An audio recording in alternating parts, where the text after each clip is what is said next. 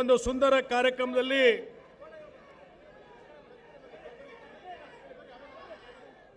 ದಿವ್ಯ ಸಾನ್ನಿಧ್ಯವನ್ನು ವಹಿಸಿದಂಥ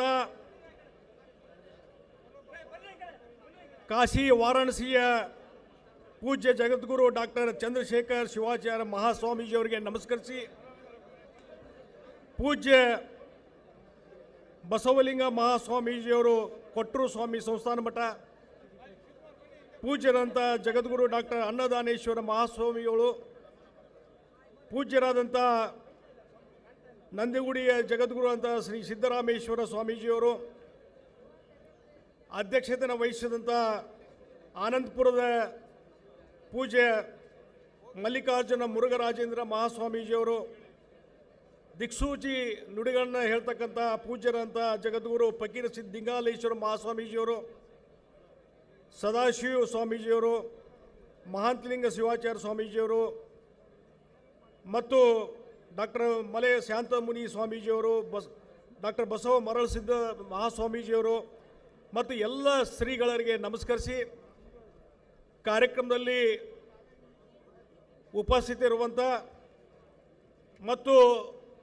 ಈ ಎಲ್ಲ ಕಾರ್ಯಕ್ರಮದ ಸಂಘಟನೆಯನ್ನು ಮಾಡಿದಂಥ ಮಹಾಸಭೆಯ ಅಧ್ಯಕ್ಷರು, ಹಿರಿಯ ರಾಜಕಾರಣಿಗಳು, ಮಾನ್ಯ ಶಾಮನೂರು ಶಿವಶಂಕರಪ್ಪನವರೇ ಮತ್ತು ದಾವಣಗೆರೆ ಜಿಲ್ಲಾ ಘಟಕದ ಅಧ್ಯಕ್ಷರಂಥ ದೇವರಮನಿ ಶಿವಕುಮಾರ್ ಅವರೇ, ಪ್ರಧಾನ ಕಾರ್ಯದರ್ಶಿ ಎಚ್.ಎಂ. ರೇಣುಕಾ ಪ್ರಸಾದ್ ಅವರೇ ಮತ್ತು ಕಾರ್ಯಕ್ರಮದಲ್ಲಿ ಉಪಸ್ಥಿತರಿರುವಂಥ ರಾಜ್ಯ ಬಿಜೆಪಿಯ ಅಧ್ಯಕ್ಷರಂಥ BY ವಿಜಯೇಂದ್ರ ಅವರೇ ಮತ್ತು ಮಾಜಿ ವಿಧಾನ ಪರಿಷತ್ತಿನ ಸಭಾಪತಿಗಳಂಥ ವೀರಣ್ಣ ಮತ್ತಿಗಟ್ಟಿ ಅವರೇ ಮತ್ತು ವೇದಿಕೆ ಮೇಲೆ ಉಪಸ್ಥಿತವಂಥ ಇನ್ನಿತರ ಎಲ್ಲ ಶಾಸಕ ಮಿತ್ರರೇ, ಮಾಜಿ ಶಾಸಕರೇ ಮತ್ತು ಮಹಾಸಭೆಯ ಎಲ್ಲ ಪದಾಧಿಕಾರಿ ಬಂಧುಗಳೇ, ಮಹಿಳಾ ಘಟಕದ ಎಲ್ಲ ಪದಾಧಿಕಾರಿ ಬಂಧುಗಳೇ,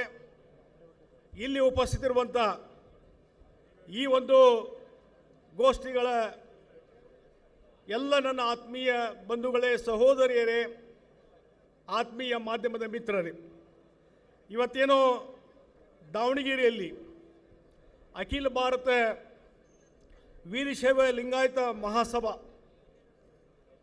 24ನೇ ಮಹಾ ಅಧಿವೇಶನ ನಡೀತಾ ಇದೆ. ಇವತ್ತೇನು ಕರ್ನಾಟಕದಲ್ಲಿ ಮೂಲವಾಗಿ ಬೆಳೆದಂಥ ಅಖಿಲ ಭಾರತ ವೀರಶೈವ ಲಿಂಗಾಯತ ಮಹಾಸಭಾ ಒಂದು ಬೃಹತ್ತವಾದಂಥ ಒಂದು ಸಂಘಟನೆ.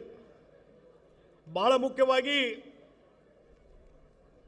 ಈ ವೀರಶೈವ ಲಿಂಗಾಯತ ಸಮಾಜವನ್ನು ಒಗ್ಗೂಡಿಸುವ ಸಲುವಾಗಿ ಒಗ್ಗಟ್ಟನ್ನು ಮಾಡಲಿಕ್ಕೆ, ಸಂಘಟನೆ ಮಾಡಲಿಕ್ಕೆ ಈ ಒಂದು ಸಂಘಟನೆ ಪ್ರಾರಂಭ ಆಯಿತು. ಇದಕ್ಕಾಗಿ ನಾವು ಮೊಟ್ಟ ಮೊದಲು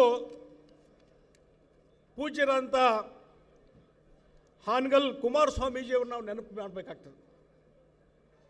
1904ರಲ್ಲಿ ಈ ಒಂದು ದೂರದರ್ಶ ಒಂದು ವಿಷನ್ ಏನಂತಿರ್ತದಲ್ಲ, ಆ ಒಂದು ವಿಷನ್ನು ಯಾರಿಗಿತ್ತು? ಹಾನಗಲ್ ಕುಮಾರಸ್ವಾಮಿಯವರಿಗಿತ್ತು. ಅವರು ಇದನ್ನು ಮುಂದಿನ ಒಂದು ಆಲೋಚನೆ ಇಟ್ಟುಕೊಂಡು 1904ರಲ್ಲೇ ಈ ಒಂದು ಮಹಾ ಸಂಘಟನೆಯನ್ನು ಸ್ಥಾಪನೆ ಮಾಡುವಂಥ ಕೆಲಸ ಮಾಡಿದ್ರು. ಅಂದರೆ ಅದೊಂದು ದೊಡ್ಡ ಕೆಲಸ. ಆ ಸ್ವಾಮೀಜಿಯವರಿಗೆ ನಾನು ಸಮಾಜದಿಂದ ಧನ್ಯವಾದ ಹೇಳ್ತೀನಿ. ಅವ್ರನ್ನ ಇವತ್ತು ನಾನು ಸ್ಮರಣೆ ಮಾಡ್ಕೊತಾ ಇದ್ದೀನಿ. ಯಾಕಂದ್ರೆ ಹಾನಗಲ್ ಕುಮಾರಸ್ವಾಮಿಯವರು ಒಂದು ದಿಕ್ಸೂಚಿ, ಸಮಾಜ ಹೆಂಗೆ ಬೆಳಿಬೇಕು ನೋಡಿ. ಆ ಸಂದರ್ಭದಲ್ಲಿ ನಾವೆಲ್ಲ ಉತ್ತರ ಕರ್ನಾಟಕದಿಂದ ಬಂದಂಥವ್ರು. ಆ ಸಂದರ್ಭದಲ್ಲಿ ಉತ್ತರ ಕರ್ನಾಟಕ ಭಾಗದಲ್ಲಿ ಯಾವುದೇ ರೀತಿಯಂಥ ಶಿಕ್ಷಣ ವ್ಯವಸ್ಥೆ ಇರಲಿಲ್ಲ. ಶೈಕ್ಷಣಿಕವಾಗಿ ಹಿಂದುಳಿದಂಥದ್ದು, ಸಮಾಜವೂ ಸಹಿತ ಹಿಂದುಳಿದಂಥದ್ದು. ಹೀಗಾಗಿ ಇವತ್ತು ನಾವಿಲ್ಲಿ ಲಿಂಗರಾಜ್ ದೇಸಾಯಿ ಅವರಿಗೂ ನಾವು ಸ್ಮರಣೆಯನ್ನು ನಾವು ಮಾಡಿದ್ವಿ. ಮತ್ತು ಇನ್ನೂ ಭಾಳಷ್ಟು ಹಿರಿಯರು ಕೂಡಿಕೊಂಡು ಅವರೆಲ್ಲ ಒಗ್ಗಡಿಸಿ ಇವತ್ತು ಎಜುಕೇಷನ್ ಸಲುವಾಗಿ ಒಂದು ಫಂಡನ್ನು ಕ್ರಿಯೇಟ್ ಮಾಡಿಕೊಂಡು ಫೌಂಡೇಶನ್ ಮಾಡಿ ಅವತ್ತೇನು ಪ್ರಾರಂಭ ಮಾಡಿದ್ರು, ಇದಕ್ಕೆ ಒಂದು ಒತ್ತು ಕೊಟ್ಟರು. ಬಹುಶಃ ಉತ್ತರ ಕರ್ನಾಟಕದಲ್ಲಿ ಶೈಕ್ಷಣಿಕವಾಗಿ ಬೆಳವಣಿಗೆ ಆಗಲಿಕ್ಕೆ ಮತ್ತು ಸಮಾಜ ಬೆಳವಣಿಗೆ ಆಗಲಿಕ್ಕೆ, ಶಿಕ್ಷಣ ಮಂತ್ರಿ ಆಗಲಿಕ್ಕೆ ಕಾರಣೀಕರ್ತರು ಹಾನಗಲ್ ಕುಮಾರಸ್ವಾಮಿಯವರು ಅನ್ನುವಂಥ ಮಾತನ್ನು ಇವತ್ತು ನಾನು ಹೇಳಬೇಕಾಗ್ತದೆ. ಆ ರೀತಿ ಒಂದು ಧೀಮಂತ ವ್ಯಕ್ತಿತ್ವ ಅವರ ಒಂದು ನೇತೃತ್ವದಲ್ಲಿ ಈ ಒಂದು ಮಹಾಸಂಘಟನೆ ಇವತ್ತು ಮೂರ್ತ ಸ್ವರೂಪಕ್ಕೆ ಬಂದಿದೆ ಅನ್ನುವಂಥ ಮಾತನ್ನು ಹೇಳ್ತೀನಿ. ಮತ್ತು ಕಾಲಕ್ಕೆ ಇದಕ್ಕೆ ಯಾರ್ಯಾರು ಅಧ್ಯಕ್ಷರಾಗಿದ್ದಾರೆ ಅವರೆಲ್ಲರ ಒಂದು ನಿರಂತರ ಪ್ರಯತ್ನದಿಂದ ಇವತ್ತು ಈ ಸಂಘಟನೆ ದೊಡ್ಡ ಪ್ರಮಾಣದಲ್ಲಿ ಬೆಳೆದು ನಿಂತದ. ಹಿಂದೆ ನಾನು ಇವತ್ತು ಭೀಮಣ್ಣ ಖಂಡ್ರೆ ಅವ್ರು ನಾವು ನೆನಪು ಮಾಡ್ಕೋಬೇಕಾಗ್ತದೆ. ಮೊನ್ನೆ ನಾವು ಇತ್ತೀಚೆಗೆ ಕಳೆದ ತಿಂಗಳು ಬಾಲ್ಕಿಗೆ ಹೋಗಿದ್ವಿ. 100 ವರ್ಷ ಪೂರೈಸಿದಂಥ ವ್ಯಕ್ತಿ ಭೀಮಣ್ಣ ಖಂಡ್ರೆ ಅವರು ಮತ್ತು ಶ್ಯಾಮನೂರು ಶಿವಶಂಕರವರ ನೇತೃತ್ವದಲ್ಲಿ ಒಂದು ಗೌರವ ಸನ್ಮಾನ ಆಯಿತು. ಆ ಸಂದರ್ಭದಲ್ಲಿ ನಾನು ಹಿಂದೆ ಅವರು ವೀರಶೈವ ಮಹಾಸಭಾ ಇದರ ಅಧ್ಯಕ್ಷರಾದಂಥ ಸಂದರ್ಭದಲ್ಲಿ ಇಡೀ ರಾಜ್ಯದಲ್ಲಿ ಸುತ್ತ ಹಾಕಿ ಪ್ರವಾಸವನ್ನು ಮಾಡಿ ಇದಕ್ಕೊಂದು ಗಟ್ಟಿಮುಟ್ಟುವಂಥ ನೆಲೆ ಕೊಡುವಂಥ ಕೆಲಸವನ್ನು ಭೀಮಣ್ಣ ಖಂಡ್ರೆ ಅವರು ಮಾಡಿದ್ದು ನನಗಿವತ್ತು ನೆನಪಿದೆ. ಅದೇ ರೀತಿ ಇವತ್ತು ಶ್ಯಾಮನೂರು ಶಿವಶಂಕರಪ್ಪನವರು ನೇತೃತ್ವ ವಹಿಸಿದ ಮೇಲೆ ಇದಕ್ಕೆ ಒಂದು ಇನ್ನೂ ಹೆಚ್ಚಿನ ಶಕ್ತಿ ಕೊಡುವಂಥ ಕೆಲಸವನ್ನು ಶ್ಯಾಮನೂರವರು ಮಾಡಿದ್ದಾರೆ. ಅದನ್ನು ನಾವು ನೆನಪು ಮಾಡ್ಕೋಬೇಕಾಗ್ತದೆ. ಒಂದು ಮಾತನ್ನು ಹೇಳಬೇಕಾಗ್ತದೆ. ಈಗ ಹಲವಾರು ವರ್ಷಗಳ ಹಿಂದೆ ಒಂದು ಹೋರಾಟ ಪ್ರಾರಂಭ ಆಯಿತು. ವೀರಶೈವ ಮತ್ತು ಲಿಂಗಾಯತ ಸಪ್ರೇಟ್ ಮಾಡುವಂಥ ಒಂದು ಹೋರಾಟ, ಸ್ವತಂತ್ರ ಧರ್ಮ ಅನ್ನುವಂಥ ಹೋರಾಟ. ಆ ಸಂದರ್ಭದಲ್ಲಿ ಎಲ್ಲೋ ಒಂದು ಹಂತದಲ್ಲಿ ಎಲ್ಲೋ ಒಂದು ಕಡೆ ಚಿಂತೆ ಆಗಿತ್ತು ಎಲ್ಲರಿಗೆ, ಎಲ್ಲೋ ಸಮಾಜ ಒಡೆದು ಹೋಗ್ತದೆ ಅನ್ನುವಂಥದ್ದು. ಆ ಸಂದರ್ಭದಲ್ಲಿ ವೀರಶೈವ ಲಿಂಗಾಯತ ಮಹಾಸಭಾದಿಂದ ಶ್ಯಾಮನೂರು ಶಿವಶಂಕರಪ್ಪರ ಅಧ್ಯಕ್ಷತೆಯಲ್ಲಿ ಒಂದು ಗಟ್ಟಿ ನಿರ್ಧಾರವನ್ನು ಮಾಡಿದರು. ಆಟ್ ಎನಿ ಕಾಸ್ಟ್ ನಾವು ಸಮಾಜವನ್ನು ಒಡಿಲಿಕ್ಕೆ ಬಿಡುವುದಿಲ್ಲ, ಎಲ್ಲ ಸಮಾಜ ಒಂದು ಅನ್ನುವಂಥದ್ದು ಗಟ್ಟಿಯಾದಂಥ ನಿಲುವು ತೆಗೆದುಕೊಂಡಿದ್ದರಿಂದ ಇವತ್ತು ವೀರಶೈವ ಲಿಂಗಾಯತ ಸಮಾಜ ಒಂದಾಗಿ ಬೆಳೀತದೆ, ಮುಂದುವರಿತದೆ ಅನ್ನುವಂಥ ಮಾತನ್ನು ಈ ಸಂದರ್ಭದಲ್ಲಿ ಹೇಳ್ತಾ ಇದ್ದೇನೆ. ಹೀಗಾಗಿ ಆ ರೀತಿ ಗಟ್ಟಿ ನಿಲುವುಗಳು ಇರುವಂಥ ವ್ಯಕ್ತಿತ್ವ ಇವತ್ತು ಸಮಾಜಕ್ಕೆ ಈ ಒಂದು ಸಂಘಟನೆಗೆ ಇದೆ ಅನ್ನುವಂಥ ಮಾತನ್ನು ಈ ಸಂದರ್ಭದಲ್ಲಿ ನಾನು ಹೇಳಬಯಸ್ತಾ ಇದ್ದೇನೆ. ಒಂದು ಮಾತನ್ನು ಹೇಳ್ತೀನಿ. ಇವತ್ತು ಭಾಳಷ್ಟು ವೇದಿಕೆ ಮೇಲೆ ಗುರು ವಿರಕ್ತರು ಎಲ್ಲರೂ ಇದ್ದಾರೆ. ನಾನು ಒಂದೇ ಒಂದು ಮಾತನ್ನು ಹೇಳ್ತೀನಿ. ಬೇರೆ ಬೇರೆ ವೇದಿಕೆಗಳಲ್ಲಿ ನಾನು ಹೇಳಿದ್ದೇನೆ. ಏನಂದರೆ ಸಮಾಜದಲ್ಲಿರ್ತಕ್ಕಂಥ ಗುರು ವಿರಕ್ತರು ಒಂದಾಗಿ ಒಂದೇ ವೇದಿಕೆಯಲ್ಲಿ ಬಂದರೆ ಆ ಸಮಾಜ ಎಷ್ಟು ದೊಡ್ಡ ಪ್ರಮಾಣದಲ್ಲಿ ಬೆಳೀಲಿಕ್ಕೆ ಸಾಧ್ಯತೆ ರೀ. ಅದು ಆಗಬೇಕು ಅನ್ನುವಂಥದ್ದು ನನ್ನ ಆಶೆಗಳನ್ನು ವ್ಯಕ್ತಪಡಿಸ್ತಾ ಇದ್ದೇನೆ. ಅದು ಆಗಬೇಕು. ಗುರು ವಿರಕ್ತರು ಒಂದಾಗಿಬಿಟ್ರೆ ಇಡೀ ಸಮಾಜ ನಿಮ್ಮ ಹಿಂದೆ ಇರ್ತದೆ. ನಿಮ್ಮ ಮಾರ್ಗದರ್ಶನದಲ್ಲಿ ನಾವು ಕೆಲಸ ಮಾಡಲಿಕ್ಕೆ ತಯಾರಿದ್ದೇವೆ ಅನ್ನುವಂಥ ಮಾತನ್ನು ಈ ಸಂದರ್ಭದಲ್ಲಿ ನಾನು ಹೇಳಿ ಬಯಸ್ತಾ ಇದ್ದೇನೆ. ಒಂದು ನಾನು ಹೇಳುವಂಥದ್ದು, ಇವತ್ತು ವೀರಶೈವ ಲಿಂಗಾಯತ ಸಮಾಜ ಕೇವಲ ಕರ್ನಾಟಕ ಮಾತ್ರ ಅಲ್ಲ. ನೀವು ಮಹಾರಾಷ್ಟ್ರಕ್ಕೆ ಹೋಗಿರಿ, ಮಹಾರಾಷ್ಟ್ರದಲ್ಲಿ ವೀರಶೈವ ಲಿಂಗಾಯತ ಸಮಾಜ ಇದೆ. ಕೇರಳಕ್ಕೆ ಹೋಗಿರಿ, ಕೇರಳದಲ್ಲಿ ಇದೆ ಸಮಾಜ. ತಮಿಳುನಾಡಿಗೆ ಹೋಗಿರಿ, ತಮಿಳುನಾಡಲ್ಲಿ ಸಮಾಜ ಇದೆ. ಇನ್ನೂ ಹಲವಾರು ರಾಜ್ಯಗಳಲ್ಲಿದೆ. ಆದರೆ ಇವತ್ತು ಕರ್ನಾಟಕದಲ್ಲಿ ಒಂದು ಬಲಾಢ್ಯವಾದಂಥ ಸಮಾಜ ಬೆಳೆದದು.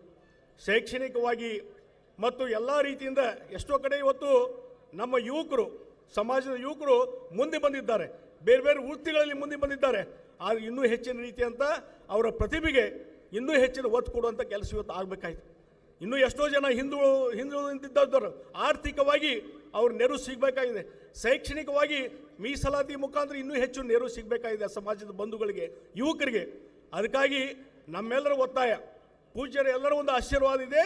ಇವತ್ತು ನಿನ್ನೆಯೂ ಸಹಿತ ಚರ್ಚೆ ಆಗಿದೆ. ಈ ಒಂದು ಸಂಘಟನೆಯಲ್ಲಿ ಒಂದು ಚರ್ಚೆ ಆಗಿದೆ, ವೇದಿಕೆಯಲ್ಲಿ ಚರ್ಚೆ ಆಗಿದೆ. ಅದಂದರೆ ಕೇಂದ್ರ ಸರ್ಕಾರದಲ್ಲಿ ಏನೋ ಒಂದು OBC ಹಿಂದುಳಿದ ವರ್ಗದ ಒಂದು ಲಿಸ್ಟ್ ಇದೆ. ಅದರಲ್ಲಿ ನಮ್ಮ ರಾಜ್ಯದ ಲಿಂಗಾಯತ ವೀರಶೈವ ಸಮಾಜದ ಎಲ್ಲ ಒಳ ಪಂಗಡಗಳು ಕೂಡಿಕೊಂಡು ಆ ಲಿಸ್ಟ್ನಲ್ಲಿ, ಹಿಂದುಳಿದ ವರ್ಗದ ಲಿಸ್ಟ್ನಲ್ಲಿ ಬರಬೇಕು ಅನ್ನುವಂಥ ಒತ್ತಾಯ ನಮ್ಮದೆಲ್ಲರದಿದೆ. ಅದರಿಂದ ಈಗ ನನಗೊಂದು ಇಲ್ಲೊಂದು ವೀರಶೈವ ಮಹಾಸಭಾದಿಂದ ಇಲ್ಲೊಂದು ಹ್ಯಾಂಡ್ ಬಿಲ್ನ ಹಂಚಿದರು. ಬಹುಶಃ ಇದನ್ನು ಎಲ್ಲರೂ ನೋಡಿದರೆ ಇಲ್ಲಿ ಬರೆದಿದ್ದಾರೆ, ವೀರಶೈವ ಲಿಂಗಾಯತರು ಕೇಂದ್ರ OBC ಪಟ್ಟಿಯಲ್ಲಿ ಸೇರುವುದರಿಂದ ದೊರಕುವ ಅನುಕೂಲತೆಗಳ ಪಕ್ಷಿ ನೋಟ ಅಂತ ಬರ್ತಿದ್ದಾರೆ. ಇದನ್ನು ಬಹುಶಃ ಅಧ್ಯಯನ ಮಾಡಿದರೆ ಯಾಕೆ ಇವತ್ತು ಹಿಂದುಳಿದ ವರ್ಗದ ಪಟ್ಟಿಯಲ್ಲಿ ನಮ್ಮ ಸಮಾಜ ಬರಬೇಕು ಅನ್ನುವಂಥದ್ದಕ್ಕೆ ಎಲ್ಲರಿಗೂ ತಿಳುವಳಿಕೆ ಸಿಗಲಿಕ್ಕೆ ಸಾಧ್ಯತೆ. ಅದಕ್ಕಾಗಿ ಇದನ್ನೊಂದು ಆಂದೋಲನದ ರೂಪದಲ್ಲಿ ಇದನ್ನು ಹೋರಾಟ ಮಾಡಿ ಕೇಂದ್ರದ OBC ಪಟ್ಟಿಯಲ್ಲಿ ಇವತ್ತು ವೀರಶೈವ ಲಿಂಗಾಯತ ಎಲ್ಲ ಒಳಪಂಗಡಗಳನ್ನ ಸೇರಿಸುವಂಥ ಕೆಲಸ ಆಗಬೇಕು. ಅದಕ್ಕೆ ನಾವು ಹೋರಾಟವನ್ನು ಮಾಡಬೇಕು ಅನ್ನುವಂಥ ಮಾತನ್ನು ಈ ಸಂದರ್ಭದಲ್ಲಿ ನಾನು ಹೇಳಬಯಸ್ತೇನೆ. ಆ ಹಿನ್ನೆಲೆ ಇಟ್ಟುಕೊಂಡು ಇವತ್ತೇನು ಇಲ್ಲಿ ಹಲವಾರು ನಿರ್ಧಾರಗಳನ್ನು ನೀವು ಕೈಗೊಂತೀರಿ. ಮತ್ತು ಸ್ವತಂತ್ರ ಧರ್ಮದ ಬಗ್ಗೆ ನಾನು ಒಂದು ಮಾತನ್ನು ಹೇಳ್ತೀನಿ. ಇವತ್ತು ವೀರಶೈವ ಲಿಂಗಾಯತ ಅನ್ನುವಂಥದ್ದು ಬಿಡ್ರಿ, ಎಲ್ಲರೂ ಕೂಡಿ ಎಲ್ಲ ಸಮಾಜ ಕೂಡಿ ಒಂದು ಸ್ವತಂತ್ರ ಧರ್ಮ ಅನ್ನುವಂಥದ್ರ ಬಗ್ಗೆ ಒಂದು ಗಟ್ಟಿಯಾದ ನಿರ್ಧಾರ ತಗೊಳ್ರಿ. ಎಲ್ಲ ಗುರು ವಿರಕ್ತರು ಒಂದು ಕಡೆ ಸೇರಿಸ್ರಿ, ಎಲ್ಲ ವೀರಶೈವ ಲಿಂಗಾಯತರ ಪ್ರಮುಖರು ಸೇರಿಸಿ ಸ್ವತಂತ್ರ ಧರ್ಮ ಅನ್ನುವಂಥದಕ್ಕೆ ನೀವು ಗಟ್ಟಿಯಾಗಿ ಹೋರಾಟ ಮಾಡಿದರೆ ಅದು ಸ್ವತಂತ್ರ ಧರ್ಮ ಆಗಲಿಕ್ಕೂ ಸಾಧ್ಯ. ಆದರೆ ನಮ್ಮಲ್ಲೇ ಡಿವಿಷನ್ ಬೇಡ, ನಮ್ಮಲ್ಲಿ ವಿಘಟಿತವಾದಂಥ ವ್ಯವಸ್ಥೆ ಬೇಡ, ಎಲ್ಲರೂ ಕೂಡಿ ಒಗ್ಗಟ್ಟಿನಿಂದ ಕೆಲಸ ಮಾಡೋಣ ಅನ್ನುವಂಥ ಮಾತನ್ನು ಈ ಸಂದರ್ಭದಲ್ಲಿ ಹೇಳ್ತೀನಿ. ಇದರ ಜೊತೆಗೆ ಇವತ್ತೇನೋ ಭಾಳಷ್ಟು ಚರ್ಚೆ ಆಗ್ತಾ ಇದೆ, ಇಡೀ ದೇಶದಲ್ಲಿ ರಾಜ್ಯದಲ್ಲಿ ಚರ್ಚೆ ಆಗ್ತಾ ಇದೆ. ಇವತ್ತೇನೋ ಜಾತಿಯ ಸಮೀಕ್ಷೆ ಅನ್ನುವಂಥದ್ರ ಬಗ್ಗೆ ಏನು ಚರ್ಚೆ ಆಗ್ತದೆ. ಎಸ್, ಒಂದು ವೈಜ್ಞಾನಿಕವಾದಂಥ ಸಮೀಕ್ಷೆ ಆಗಲಿ, ವೈಜ್ಞಾನಿಕವಾದಂಥ ಸಮೀಕ್ಷೆ ಆಗಿ ಇವತ್ತು ವೀರಶೈವ ಲಿಂಗಾಯತ ಸಮಾಜ ಅದರ ಸಂಖ್ಯೆ ಎಷ್ಟಿದೆ, ಎಷ್ಟು ಜನ ಕುಟುಂಬ ಇದ್ದಾರೆ, ಅವರ ಶೈಕ್ಷಣಿಕ ಪ್ರಗತಿ ಏನಿದೆ, ಸಾಮಾಜಿಕ ವ್ಯವಸ್ಥೆ ಏನಿದೆ, ಇದರ ಬಗ್ಗೆ ಒಂದು ಅಧ್ಯಯನ ಆಗಲಿ. ಆವಾಗ ನಿಜವಾದಂಥ ಶಕ್ತಿ, ಸಮಾಜ ಶಕ್ತಿ ಗುರುತಾಗಲಿಕ್ಕೆ ಸಾಧ್ಯತೆ, ಅದು ವೈಜ್ಞಾನಿಕ ಸಮೀಕ್ಷೆ ಆಗಲಿ ಅನ್ನುವಂಥದ್ದಕ್ಕೆ ನಾವು ಒತ್ತಾಯವನ್ನು ನಾನು ಮಾಡ್ತಾ ಇದ್ದೀನಿ. ಆ ರೀತಿ ಆದಾಗ ಸಮಾಜದ ಶಕ್ತಿ ಏನು ಅಂತ ಗುರುತಾಗ್ಲಿಕ್ಕೆ ಸಾಧ್ಯ. ಇವತ್ತೇನು ಚರ್ಚೆ ಆಗ್ತಾ ಇದೆ, ಇವತ್ತು ಯಾವುದೋ ಒಂದು ಆಯೋಗ ಮಾಡಿದರು, ಮತ್ತೊಂದು ಮಾಡಿದರು, ಅದರಲ್ಲಿ ಲೋಪದೋಷಗಳು ಇದ್ದಾವೆ ಅನ್ನುವಂಥದ್ದು ಇವತ್ತು ಮಾಹಿತಿ ಬರ್ತಾ ಇದೆ. ಅದೆಲ್ಲವನ್ನೂ ಹೊಡೆದು ಹಾಕಿ ಒಂದು ವೈಜ್ಞಾನಿಕ ಸಮೀಕ್ಷೆ ಆದರೆ ಯಾರು ಸ್ಟ್ರೆಂತು, ಯಾರು ಸಮಾಜ, ಎಷ್ಟು ಶಕ್ತಿ ಅನ್ನೋದು ತಿಳುವಳಿಕೆ ಆಗಲಿಕ್ಕೆ ಸಾಧ್ಯತೆ. ಆ ಕೆಲಸ ಆಗಬೇಕು ಅನ್ನುವಂಥ ಮಾತನ್ನು ಈ ಸಂದರ್ಭದಲ್ಲಿ ನಾನು ಹೇಳ ಬಯಸ್ತಿದ್ದೀನಿ. ಇದರ ಜೊತೆಗೆ ಇವತ್ತು ಸಮಾಜಕ್ಕೆ ಮಾರ್ಗದರ್ಶನ ಮಾಡುವಂಥದ್ದು, ಇವತ್ತು ನಮ್ಮೆಲ್ಲರಿಗೆ ಒಂದು ಯಾರಾದರೂ ಪ್ರೇರಣಾದಾಯಕವಾದಂಥ ಪುರುಷರಿದ್ದರೆ 12ನೇ ಶತಮಾನದ ಬಸವಣ್ಣವರು, 12ನೇ ಶತಮಾನದ ಬಸವಣ್ಣವರು. ಹೀಗಾಗಿ ಬಸವಣ್ಣವರು ಏನು ವಚನಗಳ ಮುಖಾಂತರ ನಮಗೇನೊಂದು ಸಂದೇಶವನ್ನು ಕೊಟ್ಟಿದ್ದಾರೆ, ಆ ಸಂದೇಶವನ್ನು ಪಾಲನೆ ಮಾಡುವಂಥ ಕೆಲಸ ಆಗಬೇಕಾಯಿತು. ಸಮಾನತೆಯ ಕೂಗನ್ನು ಇವತ್ತು ಹೆಣ್ಣು ಗಂಡು ಸಮಾನತೆ ಇಲ್ಲ, ಅಸ್ಪೃಶ್ಯತೆ ಇವತ್ತು ಇದೆ. ಇದನ್ನು ತೊಡೆದು ಹಾಕಬೇಕಂದ್ರೆ 12ನೇ ಶತಮಾನದಲ್ಲಿ ಬಸವಣ್ಣರು ಹೇಳಿದ್ರು, ಆ ಸಮಾನತೆಯ ತತ್ವವನ್ನು ಇವತ್ತು ಅನುಷ್ಠಾನ ಮಾಡುವ ಕೆಲಸ ಆಗಬೇಕು. ಅಂದಾಗ ಸಮಾಜದಲ್ಲಿ ಇನ್ನೂ ಭಾಳಷ್ಟು ದೊಡ್ಡ ಬದಲಾವಣೆ ಆಗಲಿಕ್ಕೆ ಸಾಧ್ಯತೆ. ಹೀಗಾಗಿ ನಾವೆಲ್ಲರೂ ಒಂದು ಅನ್ನುವಂಥದ್ದು ನೋಡಿ. ನಾನು ಒಂದು ಹೇಳ್ತೀನಿ, ಇವತ್ತು ವೀರಶೈವ ಲಿಂಗಾಯತ ಸಮಾಜ ಇವತ್ತು ಬೇರೆ ಯಾವುದೇ ಸಮಾಜವನ್ನು ದ್ವೇಷ ಮಾಡುವಂಥವ್ರಲ್ಲ ನಾವು. ಇವತ್ತು ನಮ್ಮ ಸಮಾಜ ಗಟ್ಟಿ ಮಾಡಿ ಬೇರೆ ಸಮಾಜವನ್ನು ಎತ್ತಿ ಹಿಡಿಲಿಕ್ಕೆ ನಮ್ಮ ಸಮಾಜ ಕಟಿಬದ್ಧರಾಗಿದೆ ಅನ್ನುವಂಥ ಮಾತನ್ನು ಹೇಳ್ತೀನಿ. ಎಲ್ಲ ಸಮಾಜದ ಜೊತೆ ಒಂದು ಸೌಹಾರ್ದ ವಾತಾವರಣ ಇಟ್ಕೊಂಡು ಯಾವುದೇ ಸಂಘರ್ಷ ಇಲ್ಲದೇ ಎಲ್ಲರನ್ನು ಎತ್ತಿಡುವಂಥ ಸಮಾಜ ಯಾವುದಾದ್ರೂ ಇದ್ದರೆ ಅದು ವೀರಶೈವ ಲಿಂಗಾಯತ ಸಮಾಜ ಅನ್ನುವಂಥ ಮಾತನ್ನು ಹೇಳ್ತೀನಿ.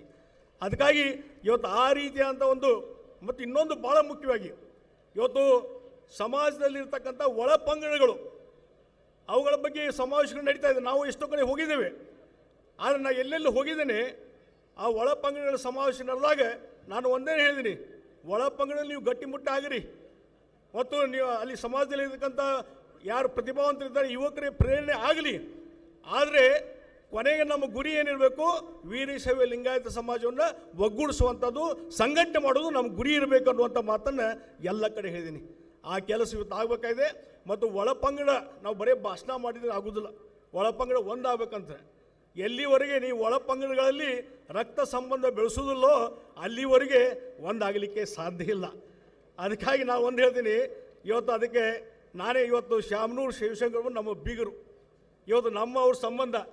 ಹೀಗಾಗಿ ನಮ್ಮ ಮಂಟದಲ್ಲಿ ಬೇರೆ ಬೇರೆ ಒಳಪಂಗಡಗಳ ಜೊತೆ ಸಂಬಂಧ ಆಗಿದ್ದಾವೆ. ಆ ರೀತಿಯಾದಂಥ ಮಾದರಿಯಾದಂಥ ಸಂಬಂಧ ಬೆಳೆಸಿದಾಗ ಆವಾಗ ಇವತ್ತು ಲಿಂಗಾಯತ ಸಮಾಜ ವೀರಶೈವ ಒಂದಾಗಿ ಬೆಳೀಲಿಕ್ಕೆ ಸಾಧ್ಯತೆ. ಆ ಕೆಲಸ ಆಗಬೇಕು. ಆವಾಗ ಈ ಒಳಪಂಗಡ ಮತ್ತೊಂದು ಇವೆಲ್ಲ ಸೈಡೇನು ಆಗ್ತಾವೆ ಅನ್ನುವಂಥ ಮಾತನ್ನು ಈ ಸಂದರ್ಭದಲ್ಲಿ ಹೇಳ್ತೀನಿ. ಆ ಹಿನ್ನೆಲೆಯಲ್ಲಿ ಇವತ್ತು ನೋಡ್ರಿ, ನಮ್ಮ ಬಸವಣ್ಣವರು 12ನೇ ಶತಮಾನ ಬಸವಣ್ಣವರು ಇವತ್ತೇನು ನಾವು ಪಾರ್ಲಿಮೆಂಟ್ ಅಂತ ಕರಿತೀವಿ, ಆ ಪಾರ್ಲಿಮೆಂಟನ್ನು 12ನೇ ಶತಮಾನದಲ್ಲಿ ಅಲ್ಲಂ ಪ್ರಭುವರ ನೇತೃತ್ವದಲ್ಲಿ